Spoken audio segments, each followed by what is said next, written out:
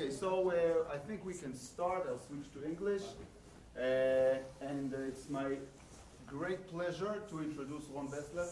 He is concluding his master's. We will now hear his seminar. In the past, so Ron started his studies at Technion in the mechanical engineering department with a minor in biomechanics. He is working with Elad Koren, studying Bilayer Graphene, and we're going to hear from him about the electrical and mechanical properties of these interesting materials.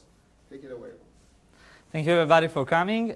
So as I mentioned before, I'm a student at Russell Berry Nanotechnology Institute, RBNI, and here under the supervision of Elad Koren, I'm going to present to you electrical and mechanical properties of bilayer graphene. Before we're going to start, I'm going to tell you what we're going to see today, what's going to be the order of the subject. So we're going to start with some motivation, introduction, mostly about 2D materials and graphene in particular. And then we're going to go around the methods and the experiment that I did. And later, we're going to talk about the results and the conclusion. Before I'm going to start, I want to say thank you to Nanoscale Electronic Material and Devices, the lab that I'm working in. So let's start it. So motivation. 2D material is a crystalline material consisting of single unit of cell thickness. They have a unique properties, electronic, optical, and mechanical. Today we're going to talk mostly about electronic and mechanical. They have various applications, for example, photovoltaic, electrical devices, water perfusion, and more. The 2D material global market is expected to reach $390 million in 5 years from now. And the first 2D material to be discovered is graphene. It was discovered in 2004, and in 2010 is been these two guys, Andrei and Constantin, got a Nobel Prize for the work discovering this material.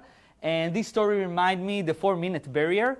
People said that 2D materials could not exist in the past, and also they said that men could not finish 1 mile at 4 minutes. But after Roger did that, it's become the standard for professional athlete. And the same thing happened to 2D materials. Right now we have 700 hypothetically discussed material, and 92 was already discovered since the discovery of graphene. So there's a lot of 2D materials, and we're going to focus today on graphene. So you're actually pretty familiar with graphene without noticing it. When you have a pencil and you write on a paper, you notice that when you press hard, you have a dark color to your writing font, but if you press lighter, you also have a light color to your writing. And this is because graphite is actually consists of a lot of layers of graphene. So you can think about the bulk, the 3D material, the graphite, a lot of sheet of papers, and one paper of them is the graphene. Graphene is, they got a Nobel Prize for graphene, but graphene is actually a pretty simple material to explain. As you can see, you have a honeycomb structure only of carbon atoms. If you remember, carbon atoms have 4 valence electrons, so 3 of them giving this sigma bonding to their neighbors, and this gives a lot of strength to the graphene material. How strong it is 200 stronger than steel, and yet 6 times lighter. You can see here, like I brought this kind of an example, so you can see each junction is the carbon, and the sigma bond, it's really strong material. And also, let's not forget the 4th electron, which is in his pi bond, and that's what gives a really good conductivity to this material, better than gold, the conductivity of graphene. So this is a really interesting material because you have these properties.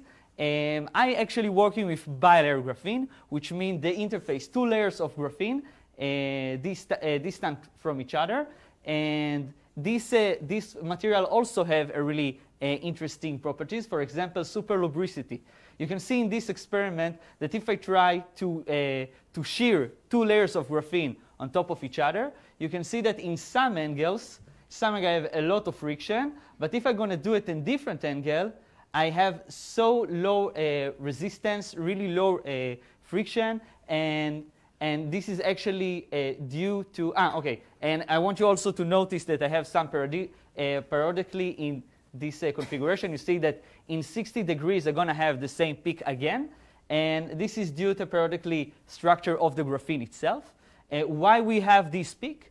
This peak actually contributes to the commensurate. I have here this example. So you can think about it that in some angle, I have some interlocking of atomic potentials. And if I'm going to slide that, it's going to be hard for me to shear them apart. But if I'm going to have some mismatch, some rotational mismatch between them, it's going to be easier to me to slide them across each other. And another interesting properties of the bilayer graphene is also the conductivity. It's dependent on the angle. And again, to the commensurate, the same idea happened here. And interesting debate that there is about the bilayer graphene is what is the dielectric constant of the bilayer graphene. We know that electrostatic properties such as capacitance, charge screening, and energy storage related to it, and also external field in multilayer graphene control the tunnable band gap, the superconducting insulating transition, and the gate control surface plasma. So in the literature, there's a lot of a debate about what its value between 2 to 15. So we'll try to answer that during the lecture. So we finished talking about the motivation and the introduction. So let's dive into the methods. So as I told you before, graphene is a 2D materials, one layer of the big bulk. We actually work in the experiment with HOPG, which is a highly oriented polyolefin graphite. You can think about it as a deck of cards, a lot of graphene layers on top of each other. And this is my sample. My sample is actually 0.5 centimeter on 0.5 centimeter, and it consists of 10 on 10 boxes. Each box have a sub-array inside it of a lot of nanostructures. So this is, you see, the nanostructure, and nanostructure also made of HOPG, and you have a contact on top of it of palladium gold. How we made this sample, what is the fabrication process? So first of all, we had a bulk of HOPG. We put PMMA resist on top of it, put it in EBL, electron beam lithography, then put it in the developer, deposit with palladium gold, and do the liftoff. And to extend the high of the nanostructure, we did RIE, which is a reactive ion etching. And the microscope I use in my measurement is AFM. To the one not familiar to AFM, AFM is just a cantilever with the tip in the end. And knowing the deflection of the cantilever, the chain deflection, I can understand what are the forces and what is also the topography. You can see here in the video that I have some sample, AFM, laser, sensor, and I can see how the deflection of the cantilever itself let me know what is the topography of the sample. And also, it's important for us to know what are the forces involving in our experiments. So we can think about the cantilever actually as a spring. So if we know the change, the deformation of the cantilever, if we know the spring constant, we can actually tell what are the forces. And if you want to be more specifically, the AFM can be present, the AFM cantilever can be present as 3 springs, different modes. One of them is the normal one that I show you right now. This is the normal mode. But there can be also a lateral mode, which is really hard for me to show it, since the lateral mode is substantially higher than the normal one. And also I have some K phi, which is the twist angle, how much force I need to apply to twist, and we're going to talk about it later. So how I can extract this spring constant? I can use the simple beam theory and using the geometry and also the material properties. But that's not going to work all the time for all the cantilever, since we have a lot of variety of cantilevers. You can see some of them can be with the triangle in the end, not rectangular. Some of them can be hollow. Some of them can be triangle and hollow. And some of them can have a sphere in the end. So this is a little bit problematic. Another thing that we have a problem with is the thickness of the cantilever itself. We have some trade-off. It's hard to measure the thickness. And if you want to extend the thickness, you're going to have a strong spring constant. And we want to avoid that, because if you're going to have a higher spring constant, it's going to be hard to see the deflection. On the other hand, if we're going to decrease the thickness, we're going to have a huge uncertainty, because you see that T here is in his power to the third. So there's ways to go around this idea. One of them is, as you can see, both of the spring constant in each mode is dependent on the width of the cantilever and the thickness. So if I'm going to divide them, I can have this ratio and get rid of this term. and I can, by knowing what is my length, I can know what is the change in between these two springs. Another approach is not to measure the thickness at all also. It's to calculate some effective thickness using resonance frequency. What is the problem with this approach? The problem is you get highly dependent on the material properties.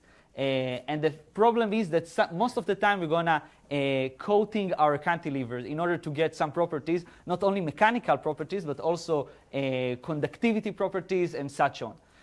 So how are we actually doing that? Measuring the spring constant. The normal one, we have two standard methods to do it. One is the thermal tuning, which exciting the cantilever with some frequency, and the other one, a SADAR method, which give a coefficient to each family of cantilevers, so you can extract what is the constant by that. Also, we need to find the sensitivity. We can find the sensitivity. I remember it's not working, so I need to do it by myself. But is the mouse? Here it is. The sensitivity you can find using the force distance curves. By knowing the slope, I can know what is the sensitivity in my measurements of the cantilever. And this can give us what is the topography and the normal force involved. But what I do when I actually sliding the tip of the cantilever, I'm going to slide it to the side. So if I'm going to slide it, as I told you before, we're going to see some tilt. Okay? This feed, this twist of the cantilever, and this method actually called not AFM but LFM, lateral force microscopy. And I want to talk more about this method since it's less familiar than the AFM, and I think it can really impact your research and studies by knowing how this method works. So we're actually now scanning with the AFM in 90 degrees angle. And it's similar to the same idea, but right now when I go around some area with more friction, I'm going to have this tilt. And I'm going to see this tilt in the PSD, the sensor. Why using LFM? So in the past, friction studies were done only in the macro scale. And LFM actually opened the door to do this research also in the micro and also in the nanoscale. You can see here example of polymers, nanostructure, memes, and also biology and cells. LFM have a great use. Some example of using LFM. So if, for example, I have this sample, which is a flat surface, I cannot distinguish between HOPG and oxided graphene. If I'm going to scan with the AFM, I'm going to notice that when I go in some area, I'm going to see different angle to the tip itself. So from that, I know that the friction is different, and I can find what is the ratio between the friction coefficient and located where are all the oxided graphene in my sample. Another approach, which is more similar to what I do, is some mechanical manipulation. So here you can see a boron nitride on top of graphene, and you have here electronic dynamically rotatable device, and they use the LFM, the lateral force, to actually turn around this device to his 3 different configurations. And here you actually can see all the 3 regimes that you have when you do LFM. You can see that before we have some steady state deflection. Later on, we interact with the structure itself. So we have static friction regime. And lastly, we have dynamic friction when I actually rotate the nanostructure. And you can see also here the deflection curve depending by the angle. So this is what I do. We're going to talk about it later. But actually, I'm approach some nanostructure, and I have a solid contact with this nanostructure. Then I apply force, lateral force, and in the end I actually cleave the structure and have interface in between, and I can measure what is the lateral forces that was being involved in this process.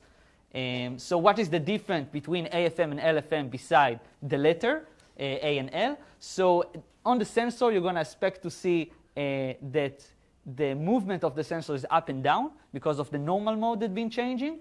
And on the LFM, you're going to see it actually due to moment apply on the tip, actually going to the side, to the lateral. And it's important to know, yes? That you actually cleaved it. What? How do you know that it actually cleaved? That you actually cleave the nanostructure? Yeah, and it didn't just disengage on the surface. You can see that you have more force apply on top when you interact with the nanostructure. I'm going to show it, we're going to zoom into the graph. But you're going to see that I can see that I have more force, that I don't have like sliding on the sample. I'm going to show you on the graph. Okay, the sensor itself gives us units of volts, and if we're talking about moments, we need to calibrate it by some calibration constant. So I'm going to explain you what is the wedge method. They can help you using LFM. The wedge method actually scanning across two different surfaces, one sloped and one flat, and you examine the two friction loop of both of them. So we're going to go a little bit about friction loop and what its two parameters. So what's really nice about this method, so instead of calculating the sensitivity and the spring constant in order to get from the signal to the force, here we're actually calculating some calibration constant alpha and immediately get the sliding force. So it's a long process to get alpha, but it's worth it. How are we going to do it? We need to understand first what is a friction loop. So a friction loop is when I have moment versus the x direction, and I'm going to do a trace and retrace with the tip. And so you see at the beginning that I have the regime of trying from statically to dynamically movement. And then again, I have the moment of the trace. And then I'm going to stop. And since it's a flat surface, we have a mirror picture, the trace and the retrace, only the minus changes. So we're going to have the same figure to the other side. And how we can explain and talk about this friction loop, we're going to use the half width. The half width tells us what is the half width of the friction loop. But this is not enough to describe a friction loop. You also need, and also it's important to remind you that we need this beta, the calibration constant, in order to have the right units for moments and not volt. So actually for a friction loop, you need another thing, which is the offset, where your friction loop is located. So you can see here that you have a flat surface, a tilt one, and a tilt to the other side. So you have negative offset, positive one, and also the general case we talked before, the 0. And the big difference between both of them is that you see the sign that one of them is a plus and one of them is a minus. So what's happened when you try to measure the offset, you can actually accumulate some errors. For example, from signal draft, crosstalk torsion deflections, laser PSD misalignment. So and what's not happened in the half width. So how you can overcome this? You need to use some sample with a known angle and examine the friction loops in two different areas. For example, here this is a measurement of a friction loop of this slope, flattened slope area.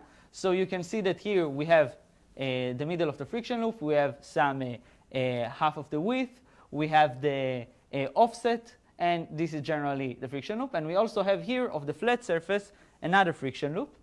And it's also got some width, and also we have offset. But we talked before that the offset should be 0. So this is actually the error in my measurement. So this is the reason you must have two different loops, one of the reasons. So how we can find the parameter for our friction loops? We need to calculate the moments. And I'm going to change the moments to U and D instead of trace and retrace. So we're going to have a general case of going up the hill and down the hill. Okay? So how are we going to find moments? We're going to write the forces applied and using the moment equations. So we have here friction, we have adhesion, we have the normal force, we have load, we have tangential force that I apply on the AFM itself. And we have this moment that's happening that we want to measure. So I'm also going to take the assumption that, as I told you before, that actually the tilt that I have is really, really small, which makes sense because the spring constant, it's really high. And so if I'm going to write the momentum equation, it's going to look like this. And you see that I don't have this T, the force that I am applying. So how I can find force? I do force equation, and it looks like I have here two equations, one in Y, one in Z. But actually, I have here 4 equations because I took the general case of going up the hill and down the hill. And we can extract this force. Now we can put it inside our equation. But I want you to notice this phi, the angle of the tilt also involved in my calculation. But I can actually change it to talk in the language of the moments by using the beam theory and change it to this term, which is actually the moment that apply multiplied by the cantilever length, the shear torsion, and the shear modulus. And if you remember that we had a problem with the W multiplied by T to the third, we actually not get rid of it. It's hiding in the shear torsion here. So if you're going to put this term inside the equation, we're going to have some coefficient next to the moment. Okay? So this is this term. And I see here 1 next to some other parameters, and I'm going to ask myself which one is the dominant part, right? Because if you see 1 next to something, this one is negligible, or maybe the other term is more important. So we're going to do some scaling compared to this one, which is to find out which is the dominant. I can use the data that I get from the tip values from the company. And when I do this calculation, I can actually see that this term, even when I have T to the third and I apply micronewton or nanonewton, actually this term falls out to be 10 to the minus 6, 10 to the minus 5, which is negligible compared to 1. And so I can get rid of this term. And another approach that I can take is to say that the radius is really small compared to the height of the thickness. You can also see in this example that you can barely see the radius of the tip, but you can see the height of the tip. So it makes sense. And this also gives us a really simplified answer to the moment, which also makes sense. You can see that we have a force and we have an arm, so this is a moment. And if you're going to look at a simple case that we have 0 angle, theta equal to 0, which what we're going to do in the real experiment, not the calibration experiment. So we can write a friction as function of the moment over the arm. So you can see that I can change the moment to the calibration constants multiplied by the voltage. And if you notice, all this term is actually alpha, the one we've been looking for all the time. Alpha, I remind you, is the bridge between the signal to the force itself. So what we need to do, we need actually to calculate, based on all what we know, what is the offset, what is the half width, and compare the result to this model. So we have these two equations with the friction coefficient. We can divide these two equations and solve it for the friction coefficient. And we have here a second order equation. And the problem with this second order equation is that we're going to have two different solutions. One that is right and the other one that is wrong. Why it's a problem? Because this is a double trouble, because we have alpha. And alpha also depends on the friction coefficient. So what we're going to do? So most of the time, mu is not a physical solution. So we can get rid of it. But sometimes it actually makes sense. The two solutions make sense. So we need a method how to solve this issue. And the way to solve this issue is actually to do some assumption which makes sense, which to say the friction coefficient of the flat surface is should be similar to the one of the flat surface for the slope surface. So after we do that, we actually need to calculate what is the delta between these two mu's, and the one which is smaller is actually the right value for the friction coefficient. And the friction coefficient, so we find alpha. What is really important to me to say, if you want to try and use this method for yourself, is that each time you change the tip, you play with the laser, alpha is being changed. So you need to understand that you need, again, to calculate alpha from the beginning. In the lab, I wrote a MATLAB code that the lab can use and calculate what is the lateral force, what is the calibration constant for the lateral force for each experiment. So we talked about the methods, and now we're going to dive a little bit into the experiment. So the experiment setup is that we have AFM stage. On top of it, I put the sample. It's connected to the preamplifier, and then to oscilloscope, and then to computer analysis. How I get a contact with the nanostructure. So after I do tapping and found the nanostructure that I want to contact with, I actually go to the put my tip on the middle of the structure, and I apply some force, some pulse, electrical pulse at a force for a short time, and then I have a cold melting process. Now my cantilever, the tip of the cantilever, is actually connecting melted to the nanostructure itself, and then when I'm going to move my cantilever, so I'm going to actually break this into two parts. You can see here. So if we talked about the analogy of the HOPG, you can think about it as a deck of cards that is split it in some random place in the middle. And let's talk about the result of this. So that's what I talked before, how I did the contact and change it and break the interface. So let's zoom into the graph. So what I actually did when I did the experiment, you can see in the top view, I did trace, retrace, and then again trace, retrace. And you can see the force here and the lateral distance there, the movement. And I also connected to electrical circuit, and I can see the conductivity changing, the current changing during this process. And what's really interesting is when I apply different voltages, I can see that I have change in the force. The force is increase in a proportionality to V to the square. And proportionality to V to the square is actually remind us capacitance properties. So what's actually happening here, so when I cleave this nanostructure to two different parts, so I have some upper bulk and lower bulk, and I have some capacitor that change by X. So this is the idea of the model. And if I will try to analyze what's going on here, what are the forces, I'm going to do a free body diagram, which means I'm going to forget about all the rest and just going to draw the forces. So I have the force that I am applying, and I have three forces that resist me. This is the force that apply. I always love to think about it as a tug of war. And I have the friction, of course. Any mechanical manipulation, I'm going to have some friction involved, adhesion, and electrical force. So let's talk a little bit about the friction. So we know that if we do a force vs displacement, the area of the graph of the trace retrace is actually the work that's being done, the work that I lose by friction. And if I look at my measurements, you can see that the trace and the retrace really close by, which give us a really small area, and which means we're in super lubricity condition.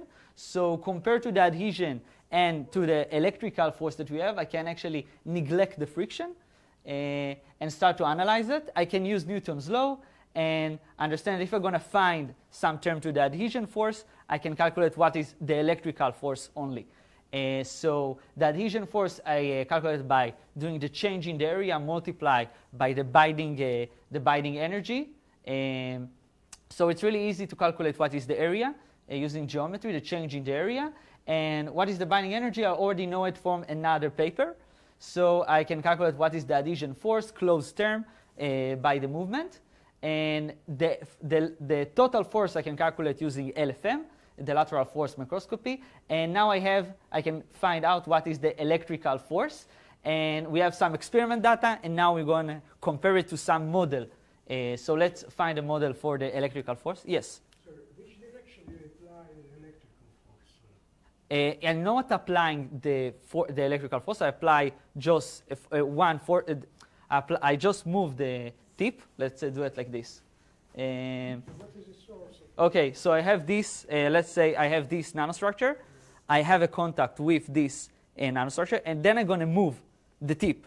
When I'm going to move, I'm going to cleave the nanostructure to two different parts.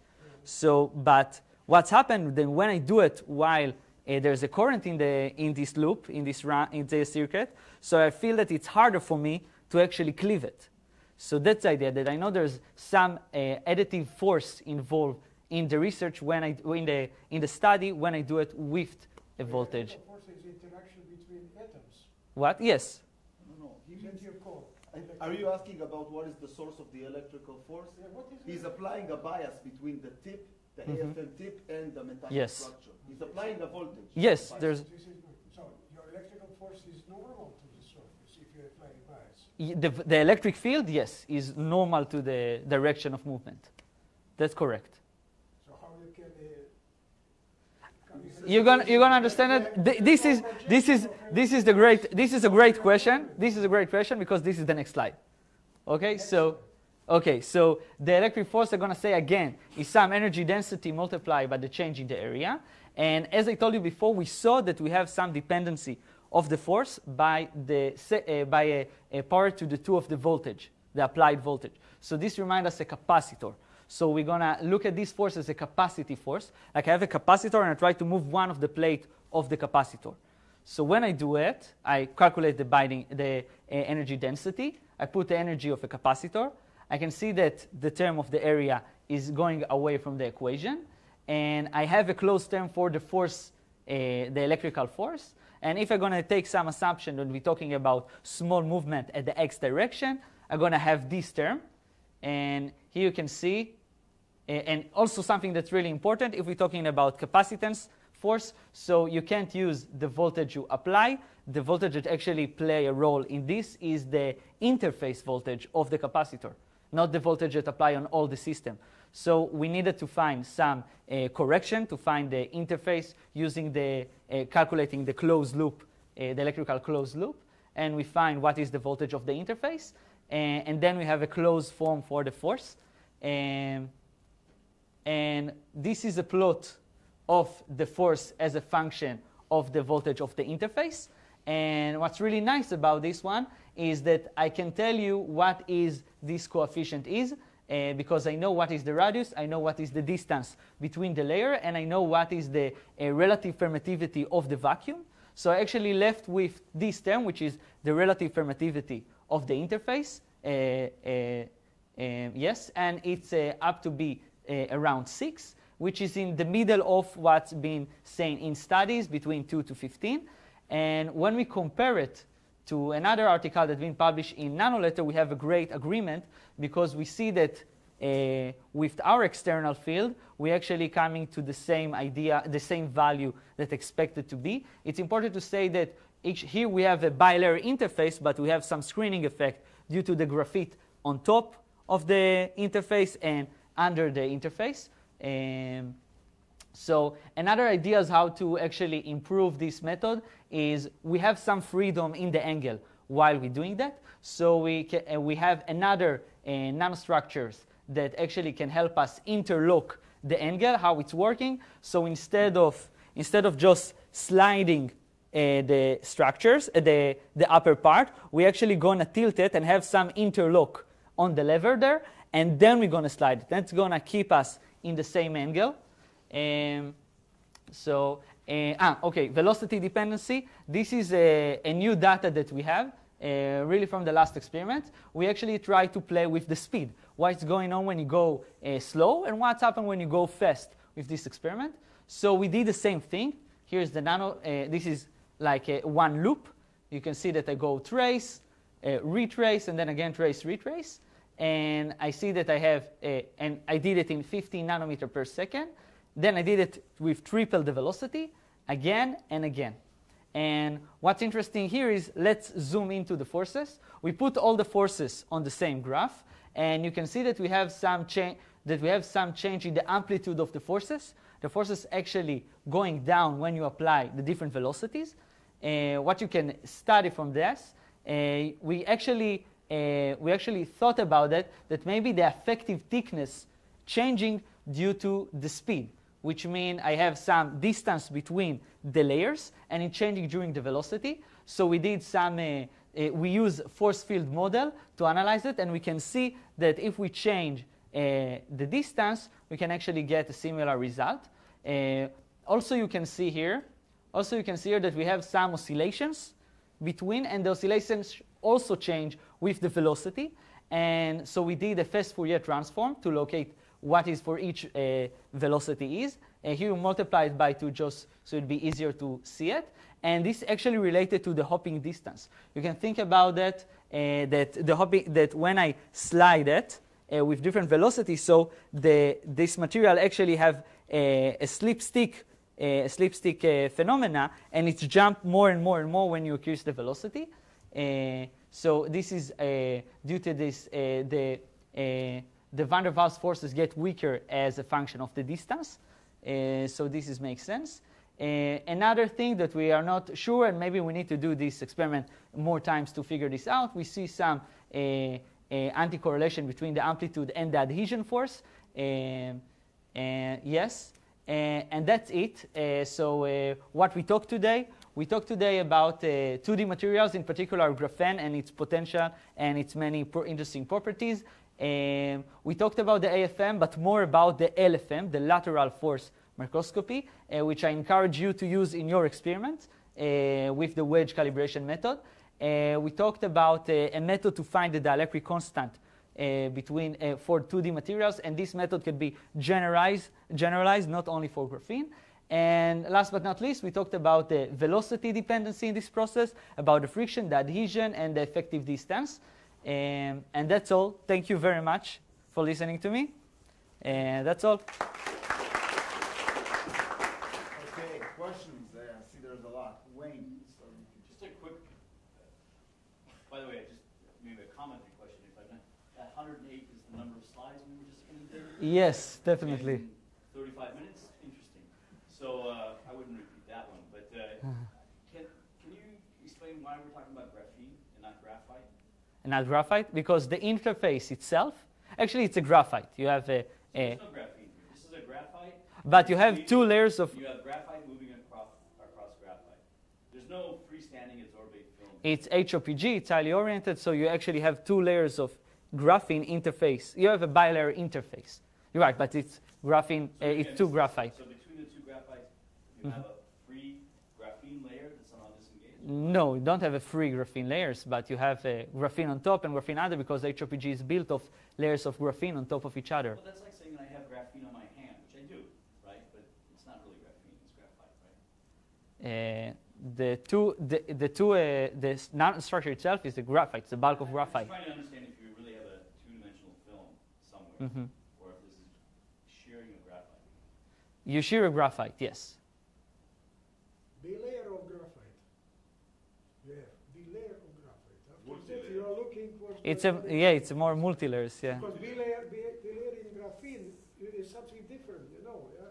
People are using it to work exactly with two layers. This is bilayer of graphene. But you have bilayer of graphite. I agree with you. But Okay. the interface you are going Doesn't mean it's less interesting. It's to just say that it's a real interaction between two model layers, let's say. Yeah? This is a point. Yeah? Yes. Okay. You in the last few slides, not sure how many, you talked about the change in the height. Yes. And of course, change in the capacitance can be also due to change in the height. So can it be that when you move it, you just change the thickness either on the other edge or another way? So this is not related exactly to the other things that you mentioned. It's just because of the change of the height. You just change it on the direction that you measure the electric field rather than perpendicular to that? Again? That you consider the change in capacitance to the change in friction. Yes. Okay. So I'm saying, can it be... Also the distance between them that affect the process? Yeah, just that. Can it be just that what you actually change is actually maybe delamination or whatever you call it in this kind of dimensions, but something you separate the layers and therefore you have all of this effect that you see? Also, yes, it's an interesting question. It also can happen because of the distance. We saw here that I play a little bit with the distance, so and it's have an effect on the results. So definitely, it can affect it. Yeah. So it can be that this is actually... Yes, also, yes. I can hardly understand this point with electric field, so let me ask you. First of all, what is the voltage that you apply? The Bias. voltage, the bias, between 1 to 4 volts, yes. And bias is normal to the surface, yeah, to the interface. Yes. Electric field It's is normal, yes. yeah? Yes. So, what is the physical meaning or understanding roughly how this normal electric field would influence your friction, which is in perpendicular direction? Yes. Think about that. If you have a capacitor, okay, and you want to push something into the capacitor, or something outside of a capacitor, you're actually going to resist the electric field while doing so. So even if it's normal, you're going to resist some field. So that's the idea here. You actually have a normal electric field between the interface, but you try to change the capacitor itself. You need to apply force to change the capacitor, the plates of the effective plate of the capacitor, which one involved in the capacitance.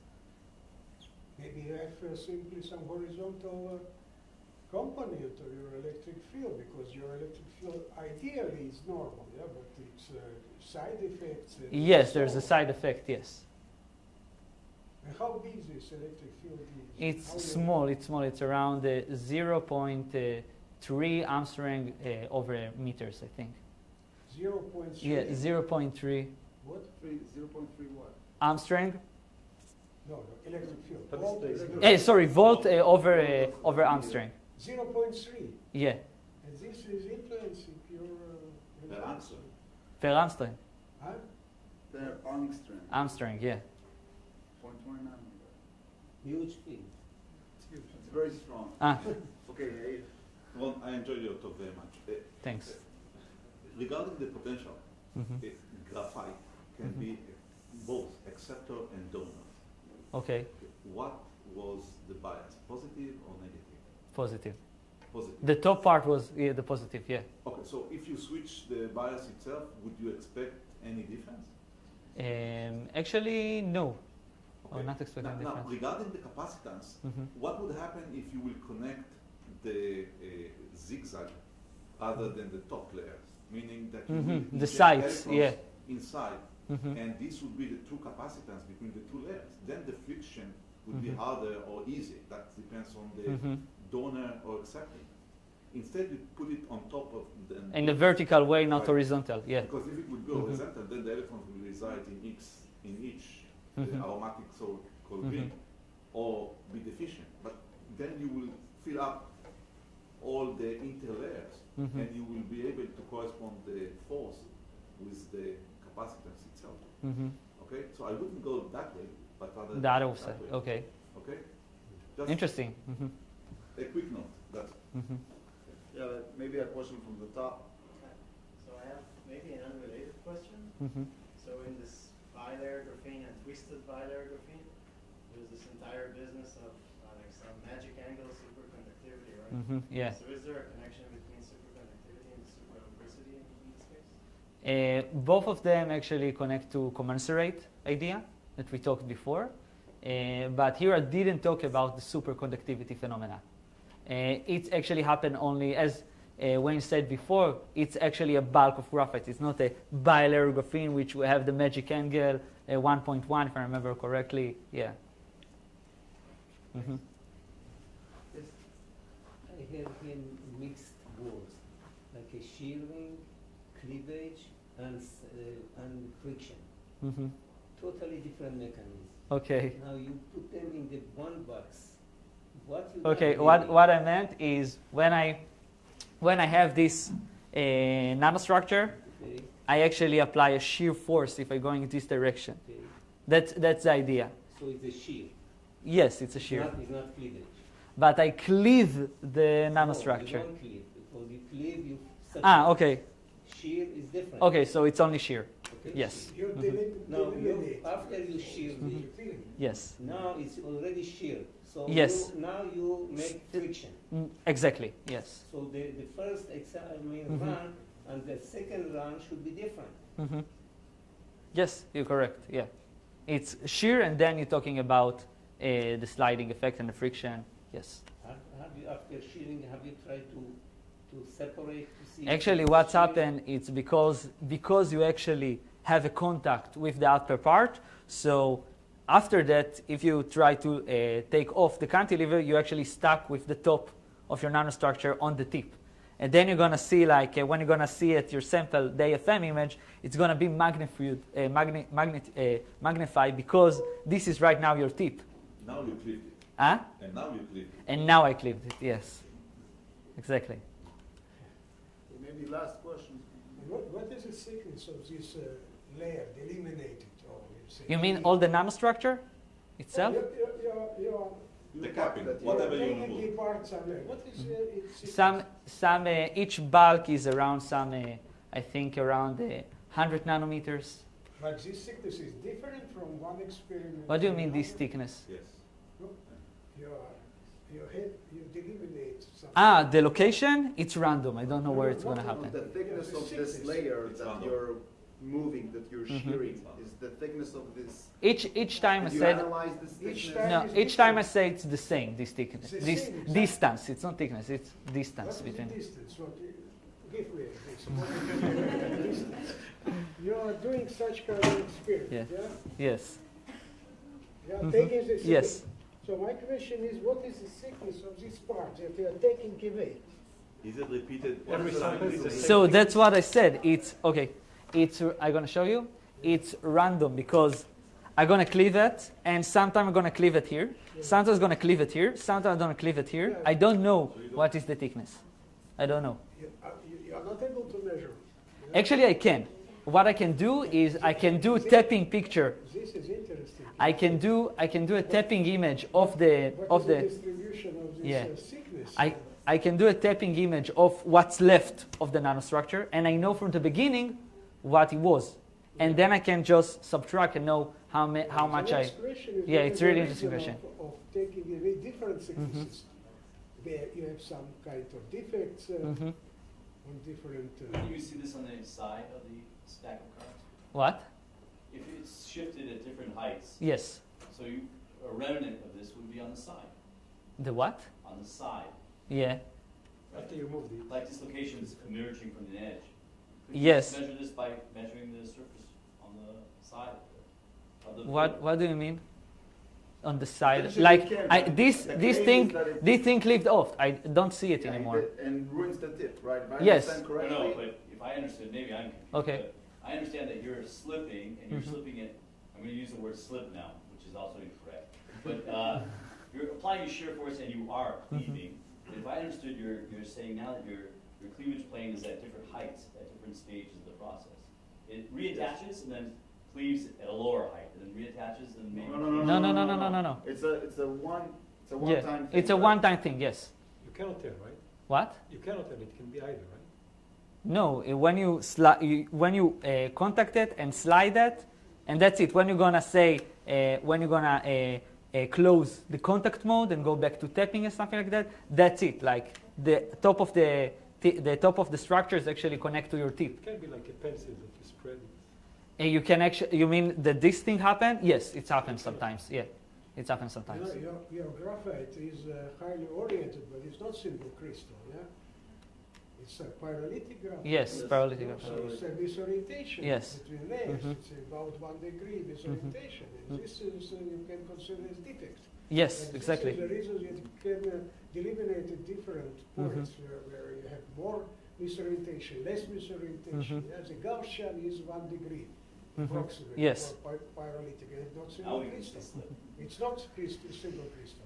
And in that sense, it's not cleavage. Okay, thank you, Ron. Thank you.